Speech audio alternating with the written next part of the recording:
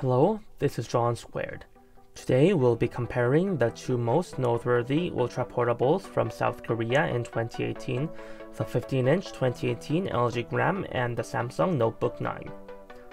While the Gram is very popular internationally and gaining a lot of attention for being a very good ultra portable, the Samsung Notebook 9 is also a worthy contender and an alternative to the Gram, so we will be comparing these two laptops. Due to time constraints, we'll be focusing more on the two devices' differences rather than their improvements over the previous iterations or go in depth with features. For this, please wait for individual reviews of the two laptops, which will be released shortly. First, for different SKUs, Samsung offers Notebook 9 with or without external graphics. The weight of the two SKUs only differ by 40 grams, and as SKUs with external graphics are equal in price, roughly, to the Gram with the same CPU, we have chosen to review the MX150 Quick model. Also, there is a touchscreen SKU with the Gram, but we only tested the non-touch model as it is more popular, so results such as screen performance and battery life may differ. For the form factor, one noticeable thing are the different screen sizes. The Samsung screen is 15.0 inches, while the LG uses 15.6-inch screens, about 4% larger diagonally. The LG is larger when comparing them side by side, but the difference is not that big. The bezels of the two laptops are very thin, but the Samsung has slightly thicker upper bezel, resulting in similar depth. This leads to LG being about longer lengthwise than Samsung, but this is also a minor difference. In terms of weight, the LG is 1090 grams and the Samsung is 1280 grams, so the Samsung is heavier by 200 grams. The difference is definitely noticeable, but they are both incredibly light for 15-inch devices, being lighter than most 13-inch laptops. The power bricks are nearly identical in size and are very lightweight. While the LG's is rated at 48 watts, Samsung's is rated at 65 watts, so the charging times may differ when the laptops are under load.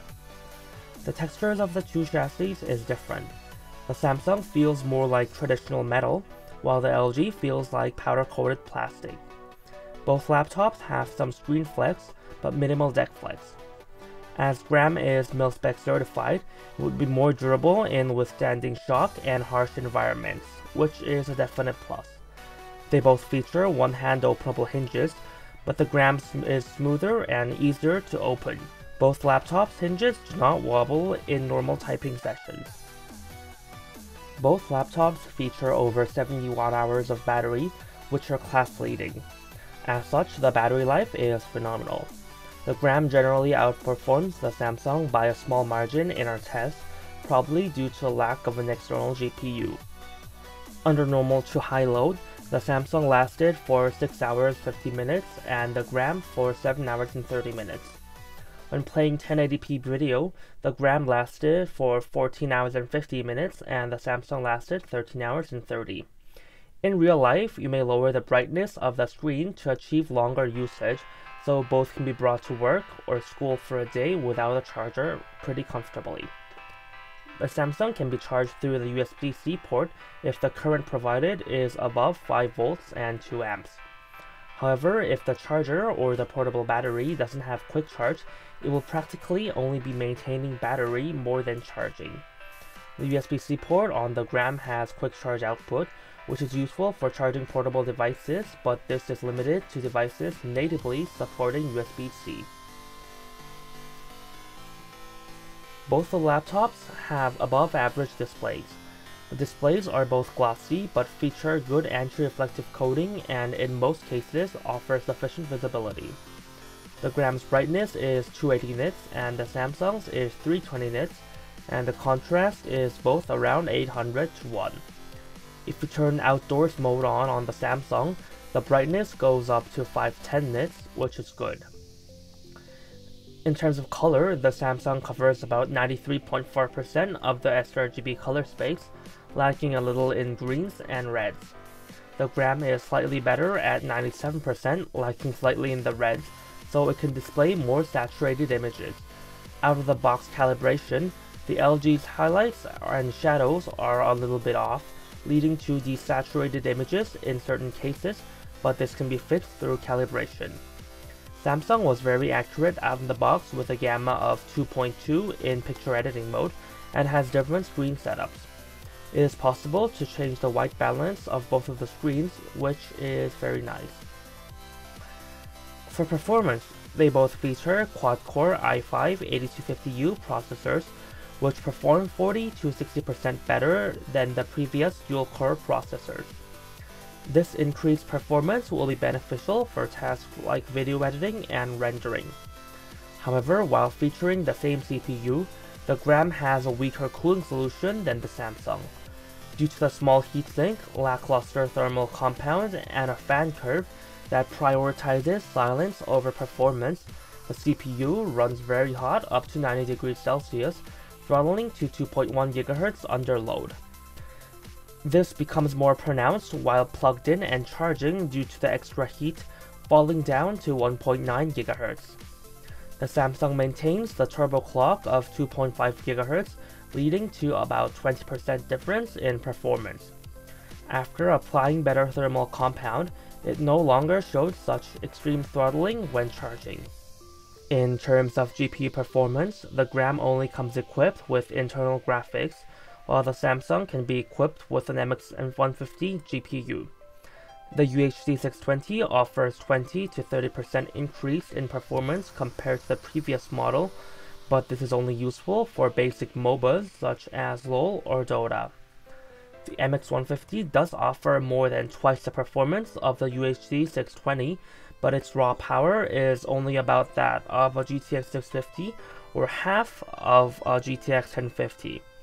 Therefore, it is not suitable for graphically demanding games. However, it is definitely useful for GPU acceleration. Old games like Portals or Mirror's Edge are playable, and new games can be played, albeit with the settings turned down heavily and with occasional stuttering. When it comes to noise, due to the use of low-power CPUs and zero fan mode, both are silent when performing routine tasks. Under load, the Samsung is generally quieter due to the eGPU model having a larger heatsink and two fans. Note that the Samsung is louder when both CPU and GPU are under load due to its external GPU. Even so, under full load, the LG was 38 decibels and the Samsung was 41 decibels, so the noise will not be a big issue with both. Unlike most gaming laptops, the noise was not much louder than the noise floor, so we will skip the noise test. In terms of RAM and upgradability, the Samsung only has dual-channel solid SKUs, while the Gram is equipped with a single 8GB stick. The Gram features another SODIMM slot, so it can be upgraded to 16GB. As the performance of the iGPU is influenced by the speed of the memory, it is necessary to go to dual channel to fully utilize the UHD 620 and will net a 40% performance gain. The Gram also has two RAID-capable M.2 SSD bays, which will be used for floating people. The Gram's bundled SSD is SATA, while the Samsung comes with an NVMe drive. The I/O is similar, both preferring to have more USB-A than C ports. The only difference comes down to Thunderbolt-equipped SKUs and the number of USB 3 ports. They both have 3 USB-A, 1 USB-C port, an HDMI port, and a microSD slot. Samsung equips all of their MX150 models with Thunderbolt, while the Gram equips only their i7 models with Thunderbolt. In the case of Samsung, one USB-A port uses a slower USB 2.0.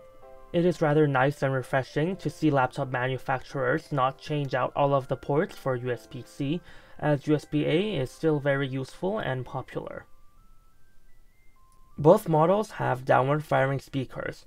Both sound similar with limited bass, but the tonal balance isn't too bad for an Ultrabook. However, due to the lack of damping, the Gram speaker causes the chassis and the keyboard area to vibrate, leading to heavy distortion when playing certain frequencies. It is especially noticeable when listening to classical music. There will be a speaker test with 2 different types of music, one being the usual test music and one added to showcase the issue of the gram.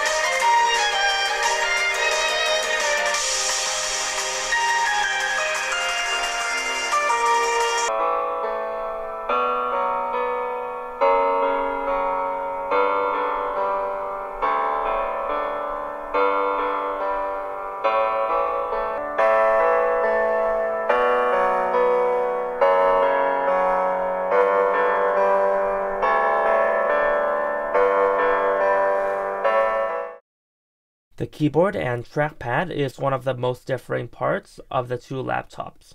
The gram has very shallow key travel, even for an Ultrabook, and has a hard bar to mount. The Samsung has longer key travel and has superior damping when hitting the bottom, making it easier on the hands for longer typing sessions. The keyboard layout is also different. The gram's keys are slightly smaller and the enter key is particularly small, but it wasn't a big problem after we got used to it. With the extra space, it has a numpad on the right, which may be useful for people doing accounting or typing a lot of numbers. They both have backlights, LG's being white and the Samsung cyan. They are quite dim, so it seems that they are there for practical reasons rather than for visual flair. The LG's trackpad is plastic while Samsung's is glass. They both feature Microsoft Precision drivers and are about the same in terms of responsiveness and tracking. However, due to the difference in materials and finish, the gram's trackpad seems to stick to the hands more, which may be an issue if you have sweaty hands or are in summer. In conclusion, if you want the lightest possible laptop with a longer battery, go for the LG Gram.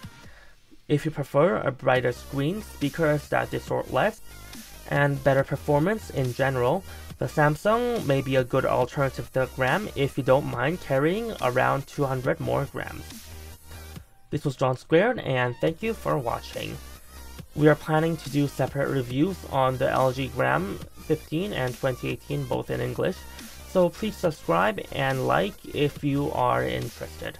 Your subscribes and like help quite a lot.